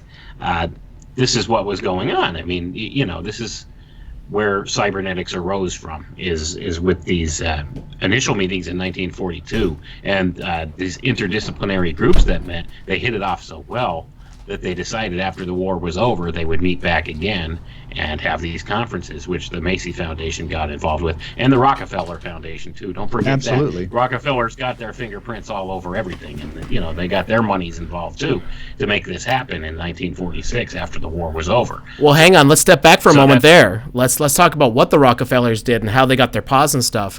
They got their hands in, not because of the oil money that they had. They started taking over that infrastructure, but from there they got control of the medical schools and a lot of the colleges and universities as a result of that. Really important to know. They basically outlawed, poo-pooed, and pushed out, again, here's this whole peer-reviewed thing, all what we would call now homeopathy and natural medicine, which had been used for, all of the history of mankind, in favor of allopathic medicine and take a drug, right? Because many of the drugs are made from chemical compounds that are petroleum-based. Petroleum-based, and of course, where do you get the petroleum from? The Rockefeller Oil Company. So that they got it coming and going, and they're going to make you sick by starting up electromagnetic radiation in terms of radio, because hey, you need radio, right? It's you want to be entertained, and so we also need these power lines, high power lines, and so we're going to flood you with electromagnetic radiation soup to give you cancer. And then hey, we got a cure for cancer. Here's a drug. So yeah, they get you coming and going. The Rockefeller Foundation basically killed real medicine. As far as I'm concerned, allopathic. Certainly there's surgical advances nowadays, but they're certainly, and they're fairly open about it these days, that they're not looking for cures. They're looking for medicines. They're looking for treatments. Yes, quote unquote, treatments. And long term. Yeah, they no cure. Yep. Well, you know what they always say, it's not profitable to cure someone, but it is profitable to make them a customer for life with one and or many, more than likely, prescriptions. And I've seen that even with stuff that I've done. Like, I'm actually extremely healthy, and on the rare occasion I got to go in to have something checked out, they always write multiple prescriptions for things. So that's just the way it is. And doctors are a perfect example of compartmentalization. Absolutely. They don't do anything that's outside of, most of them anyway, don't do anything outside of what their manuals are telling them to do. And God forbid you try and talk to them about anything. And again, that's not everybody. You're going to have your open-minded ones. But for the most part, I would say, I don't know, 75% and up, if I had to take a guess, are definitely just by the book, and they don't care about anything else. Well, there many of them are a great example of what you mentioned earlier, as again this egocentrism that comes along with having your card stamped as being an academic or a doctor of whatever, but medical doctors certainly because they're the power of life and death, they get a kind of a God complex in addition to you can't tell me what to do. They're not going to take any suggestions. I'm the doctor, again there's the power and control, and they're certainly not going to go outside that. Could I tell you a personal story that kind of relates exactly to what you're saying about this? Absolutely not. I was kidding. Go ahead. Well, anyway, a couple years ago, my son had a reaction to a vaccine. Another one. Okay, this is not the one that gave him what I believe is what led to his diagnosis of autism. But he had a vaccine that at that point, my wife wasn't totally on board yet with going no vaccines for any of them. But this is the one that changed her mind once she saw what this did. So he had a vaccine, and he developed something called sixth nerve palsy. So his eyes one day, after he had the vaccine, his eyes started crossing in school, and the teacher got very concerned, which is normal because this could be a sign of neurological damage or something, or something along those lines. So at the time, one of my best friends was actually our doctor. He still lived here, but he has since moved away from here, so he's no longer our family doctor. So now I avoid the doctors like a plague. But anyway, and he is an excellent doctor, but. So I took my son to see him with what was going on with this, and he was looking at him and looked in the eyes and stuff. And the very first question he asked is, did he have any vaccines recently? And I said, yes. I said, yes. He had this, I think it was a polio vaccine that was kind of mandated by the school. It was a different one. It wasn't like the oral one. It was like an injection that they just mandated that they wanted them to have. And I said, yes, he just had this polio vaccine. And then he looks at me dead in the eye and says, no, it couldn't be that. And then he continues to examine him. No, I'm not kidding you. And this guy has been one of my best friends since high school.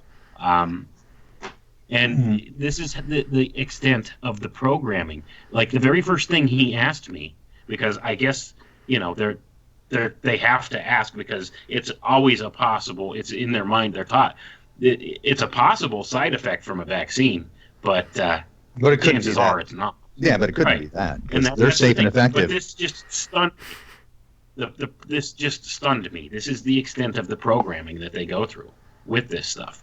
This just stunned me. But it came back, and eventually after we took my son to the specialist, he had concurred that it had to be the vaccine that caused this problem. Now, it has since corrected itself, and this is actually something that's a relatively common thing, believe it or not, as a vaccine reaction. It's called sixth nerve palsy, and it'll cause the eye muscles to not function properly, and sometimes it requires corrective surgery. Most of the time it will resolve itself, but what this actually does is this causes nerve damage. It actually causes nerve damage. So after this had happened, then my wife started listening wholeheartedly to what I had to say about the vaccines. And now we've gone completely no vaccines for our kids.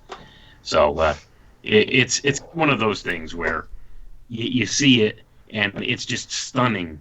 It's stunning that first thing the doctor thinks to ask, did he have any vaccines recently? And you'll notice a lot of these medical commercials on TV, like for these pharmaceutical drugs and stuff. Tell your doctor if you've had a vaccine recently or are planning on getting one before taking this, and that kind of thing. And that's the thing. The doctor will outright ask you, well, did you have any vaccines recently? Yes, I did. Well, it couldn't be. Well, it wasn't that. And that was stunning. Precisely. And I was just totally stunned and flabbergasted. Wow. This is a guy I had known for years. I trusted him as my doctor. I still would trust him if he was still around. I'll be honest, because he is an excellent doctor, aside from this thing. But I know that's equated basically to his indoctrination in medical school. That he found he felt compelled to ask the vaccine question and then outright dismiss it within the next sentence. And I'm still stunned by that reaction, but it just goes to show even the smartest and most empathetic of doctors and stuff are indoctrinated to this level. So it's one of those things where you really have to do your own research and be your own advocate. And this is exactly what goes on with this type of stuff. So, and that's true story. I kid you not. I'm still shocked to this day that exchange. The first two sentences that came out of his mouth. First, he asked me, did he have a vaccine? And then the second thing he said, oh, it couldn't be that. It couldn't be that. Yeah. Well, so, I mean, it's. I wanted to this kind of brings me to a point I wanted to kind of add this in before we wrap up, is the idea that, one of the things that, as I was kind of doing a little bit of extra research on the cybernetic history in advance of tonight, is that the way, listening to the stories of a couple of guys who were there at those conferences and the stories of kind of how initially they kind of got together, and of course they're not telling the whole story, but I do find that this idea of interdisciplinary study and kind of the way they tell the story is that these guys who were brilliant mathematicians or brilliant neuroscientists kind of they had some things in common, but math doesn't know anything about neuroscience, and the neuroscience guy didn't know anything about math, but they could appreciate each other's views on things because they were brilliant, interesting people. And one of the things that I noticed is that one of the best ways to understand people, and because the way that we think as people is through the use of narrative, right? If I tell you what Jason is like, right, you might think that I'm coming to some sort of judgment, or that's what I think about him. But if I tell you a story about him, right, here's the time Jason did this, then you can make your own conclusions about that. And so we understand these things through narrative. But the idea that exceptional people surround themselves with exceptional people, and they begin to look at these things and understand a more holistic view of things as they started looking at interdisciplinary study. And then interestingly, what they did was they flipped it around and said, but we're going to keep that from people, right? That they prevented it at every level. And this is the part that I kind of wanted to add, is that in the conversation that we were having on Sunday, Jason, with Crow, kind of brought up the idea that in what is loosely called the truther community or the truth movement, we often spend a great deal of our time digging through the lies, right, and breaking these things apart and deconstructing them. But we often spend very little time pushing forward into something that's true. There's, again, very little time spent on truth and more time spent tearing apart the lies. But I would want to just encourage people. Like, one of the best things for me is, I grew up very, very curious, and so I wanted to know, everything. And I was actually really depressed at a period of like from 11 to 13 because I felt like, eventually that I would die before I learned anything about anything, because I quickly understood that the more questions you answer, it opens 10 more questions that are more complicated, and you'll never get to the end of anything. But this idea of interdisciplinary study and seeing correlations between things was always fascinating me, and to me it was one of the best things. I guess I would just encourage people to do study on your own, right? And don't rely on the opinions of experts and those who have the degrees and stuff. Chances are that all they did was just repeat what somebody else said, right? They're not any smarter than you. And so spend some time learning as many different things as you can, and you begin to see things a different way. Like I said earlier, you begin to see that there are patterns that repeat themselves in a variety of different things, and you find corollary things, right? So for me, I can look at music and art and cooking in a variety of different corollary ways that are sort of interlinear, and they make sense together. And I can describe cooking in a way that musicians can understand, that sort of thing. The more you begin to learn, the more the less culpable or the less capable they are to influence you by telling you lies, because you go, that just doesn't make any freaking sense, dude.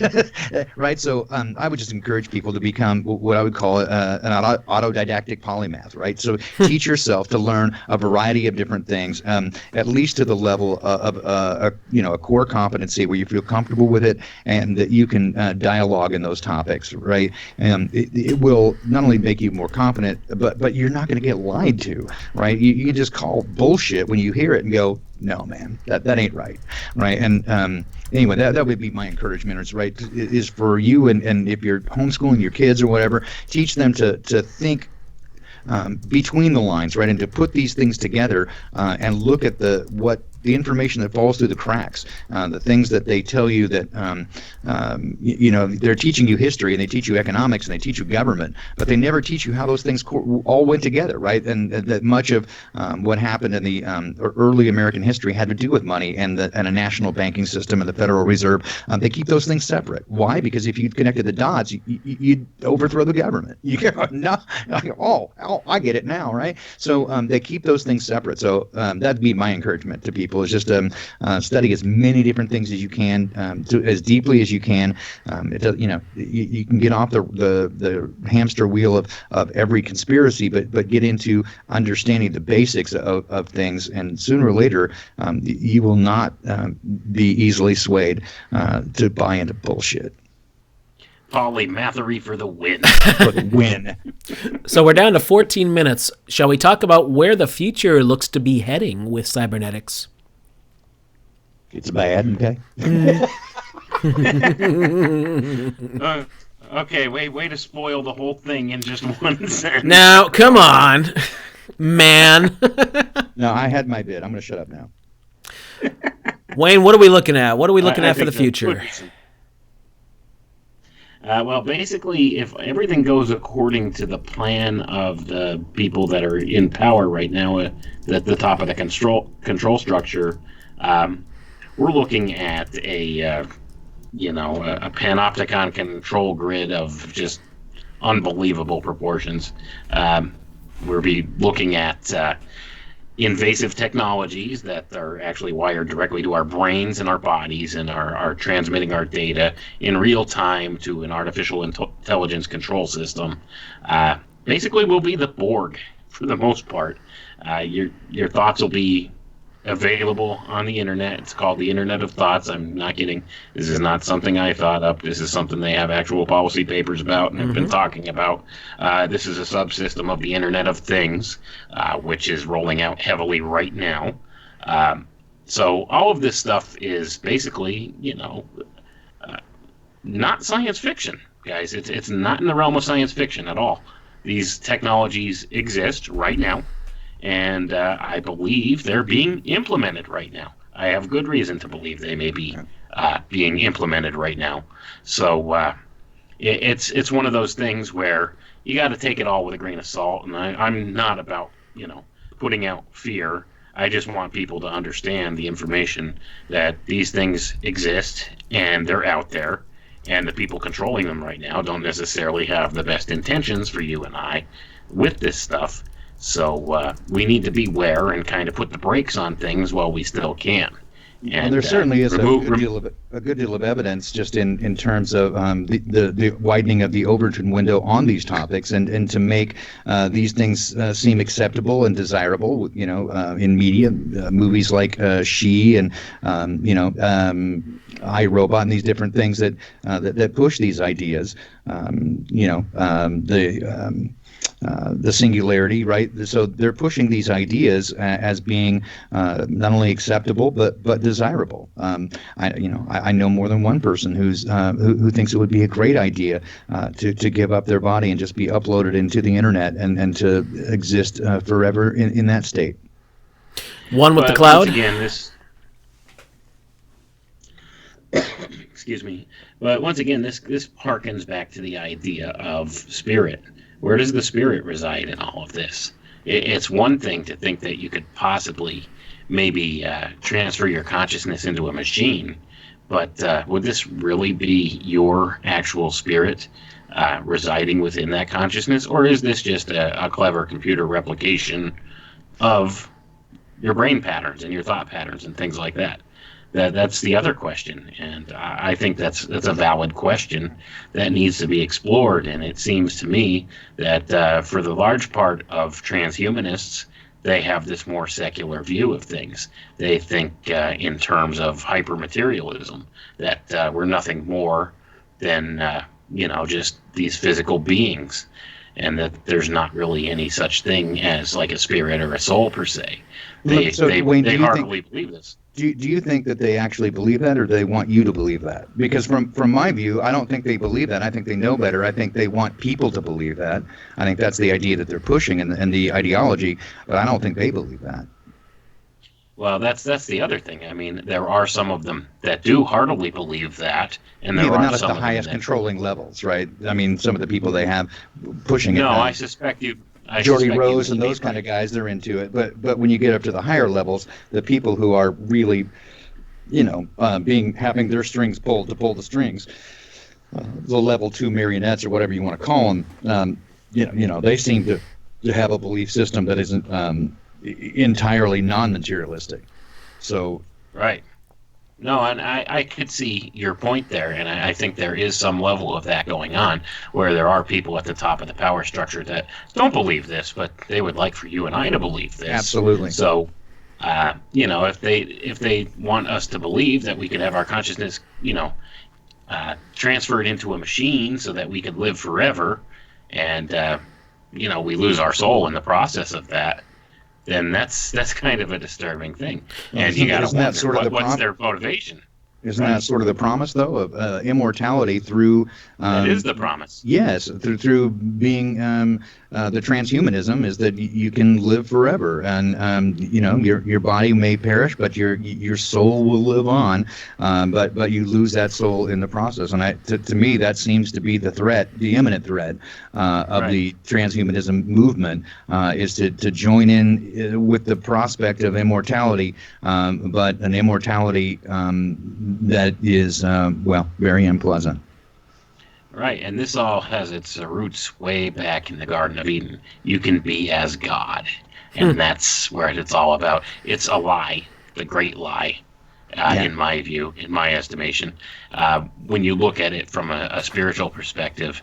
But you have to understand that a lot of the scientists and people that are working on these transhumanist ideas and technologies, they do heartily believe that consciousness could be equated to nothing more than a byproduct of the electrical activity of our brains. It's an algorithm in their estimation. So being such, if they believe that it's nothing more than an algorithm or a chemical byproduct of our brain chemistry, then this is something that could be transferred into a machine. Well, they have been pushing. I mean, I've watched over time, and even going back before my lifetime, but they've been pushing this idea through the academic scientific community of trying to associate and conflate the body with a machine and the mind with a machine, and they kept trying to associate the brain as a computer and these sorts of things. When you really get into it and you really study even the nature of our artificial intelligence, those in the know will tell you that that's absolutely false in every way. A bunch of switches does not a spirit make you. You're never going to get an aware being. You're going to get something that can do a lot of calculations, right? But they have been trying to get us to think of ourselves strictly in a materialistic, machine-like mode. I even watched some propaganda school films from the 50s where they talking about nutrition, but it's all about feeding the machine of your body, right? And all about basically treating your body as nothing more than a machine. You're not you're not a spirit in a body, and all the things the philosophers taught us going back all the way to Plato and before them, in fact, as you say, all the way back to the garden, all the things that make us special and unique as sentient beings are being stripped away, so that we would easily accept the idea that we are simply, for all intents and purposes, a really smart robot. Yeah, precisely. That's what it's all about. They wholeheartedly want us to accept that, and if you accept that, then that means you're nothing more than someone else's property. When it comes down to it, you'd be subservient because you wouldn't have human rights per se. Mm-hmm. And this is why they promote atheism so much when it comes down to it too, because all you have to do is look back at our Declaration of Independence. We hold these truths to be self-evident, that all men are created equal, that they are endowed by their creator with certain unalienable rights. See, if you don't believe you have a creator, you don't have rights. You don't have any rights. And that is the whole and isn't that premise that they use, right? Yeah, that's a separation that gets used, and what Crow and Jason study and do stuff on all the time is how the legal profession and the legal construct has essentially divorced us again from the natural law, right, into the New World Order statute law, which then takes away your rights and submits it to government control, right, to an overlord, because you don't have the ability. I mean, you can go all the way back to the Catholic Church with this, right, with their papal bull that says you're lost at sea. You don't have self-determinism. You don't have free will, right? And then ultimately, as you say, they're going to lead you into nihilism. Right, and that's exactly where it's going to, and that's what they want. See, because if you believe in the whole nihilist mentality and the whole, say, atheist mentality, then transhumanism looks pretty promising, doesn't it? I mean, you could have immortality. It'd be fantastic. Sure. You could be multi-bodied. You could be multi-dimensional. You could pretty much be all-powerful. You can be as God. And beholden to no one, right? With no accountability whatsoever. Right, and that's what the promise is, that they're dangling in front of people. But I'm here to tell you, it's a lie, folks. It's all a lie. Well, it's not going to be for everybody. The trap. Even if they get the technology working in a way that you can start replacing body parts and living longer, it's not for everybody. It never was for everybody. It's for the elite. I think there is a part that's for the elite, but I think that there seems to be a push to get along with the sort of the mandatory vaccination thing again, which takes away your rights to choose what goes into your body and to take away your rights of your own choice of health. Even drug laws do that, right? That they have a say over what you can ingest and what you can do with your body.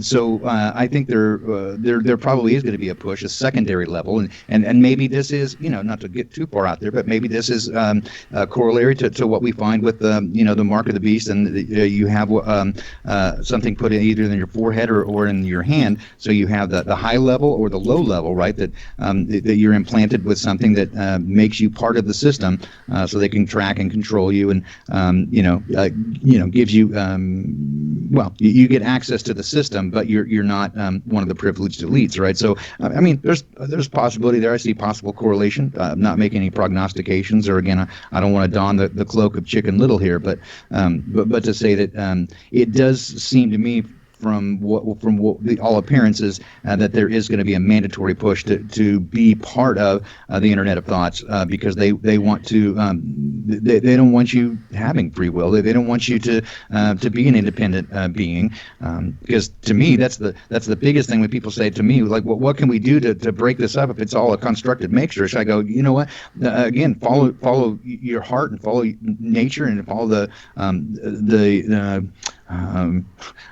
the invitation of the universe, right? And to be your own person. That screws people up. When you act in selflessness and love, that's the opposite of what they are. And so rather than behaving in the construct, you're now behaving as an autonomous, life-filled, spirit-filled being, and that screws up their system real bad.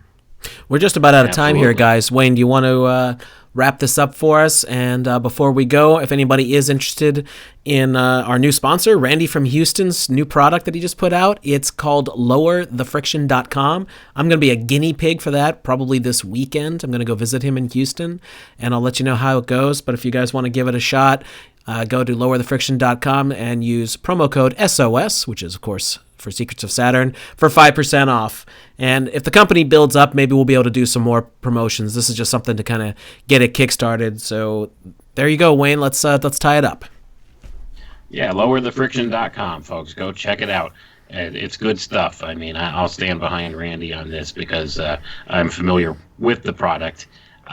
What she has said, it's been on the market since 1975. It's a good quality product. So if you feel compelled to do so, check out the website and put in SOS for the promo code. So let's go ahead and we'll wrap it up from there. It's been a great discussion on cybernetics, where we're going with it, a brief history of what it's about. But the main takeaway I think people need to go away with this is the idea of knowing that this is the actual science that's being used against you on a daily basis in uncountable ways. And if you just start to take a step back for a moment from your daily routine and look at these different things in different ways that it could affect you, just even by looking at things like, say, the school system or the economic system, take a look and see, okay, where is there somebody interfering with this system or placing something in this system in order to benefit themselves in some way? That's the causal circuit, okay? That's the causal circuit concept. Where is this happening? And what is it causing to happen? And then you can see how the feedback loop comes back around again, and it just keeps replenishing itself in that kind of a way. So when you could see that this is how the system is used, then you start to see the world in a different way. Like you'll understand better why things operate the way they do, because largely our thought processes have been compartmentalized by design, by our education system and just the social structure that we live in. So when we start to see the big picture and look at things from the holistic perspective, the world starts to look a little different, and you understand better what's going on around you. And I think that's the important takeaway from all this. Baldini, would you have anything to add? No, man. I just always again thrilled to be here and talk with you guys. I do think that exceptional people try to surround themselves with exceptional people, and every time I talk to you guys, I get more and more out of it, and it inspires me to keep learning more. And always a pleasure hanging out with the cool kids. Well, thanks, guys. I had a great conversation with you, and thank you to everybody who tuned in. We'll see you next week. I don't think we have the topic picked out yet, unless Wayne's got something in mind that he hasn't told me about. But either way, we should see you next week. Thanks, everyone. Take care.